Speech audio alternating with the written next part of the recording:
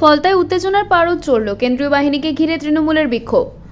ভোটের একদিন আগে দক্ষিণ চব্বিশ পরগনার ফলতা বিধানসভা কেন্দ্রে চরম উত্তেজনা সৃষ্টি হলো। নির্বাচনকে কেন্দ্র করে নিরাপত্তা জোরদার করে কেন্দ্রীয় বাহিনীকে সঙ্গে নিয়ে রুট মার্চে নামেন পুলিশ অবজারভার অজয় পাল শর্মা। কিন্তু সেই রুট মার্চ ঘিরেই শুরু হয় বিক্ষোভ, যা মুহূর্তে উত্তপ্ত করে তোলে গোটা এলাকা। স্থানীয় সূত্রে জানা গিয়েছে, রুট মার্চ চলাকালীন তৃণমূল কংগ্রেস প্রার্থী জাহাঙ্গীর খান তার দলীয় কর্মী সমর্থকদের নিয়ে কেন্দ্রীয় বাহিনী ও পুলিশ অবজারভারকে ঘিরে বিক্ষোভ দেখান।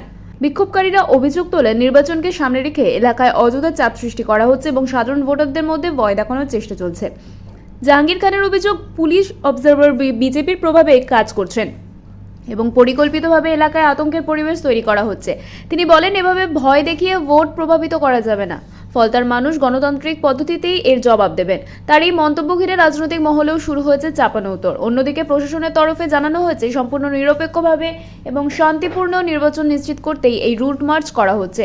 ভোটের আগে যে কোনো ধরনের অপ্রীতিকর ঘটনা এড়াতে কেন্দ্রীয় বাহিনী মোতায়েন করা হয়েছে এবং পরিস্থিতির উপর কড়া নজর রাখা হচ্ছে। এই ঘটনার জেরে ফলতা এলাকায় ব্যাপক চাঞ্চল্য ছড়িয়েছে। ভোটের আগের দিনই এমন পরিস্থিতি তৈরি হওয়ায় উদ্বেগে রয়েছেন সাধারণ মানুষ।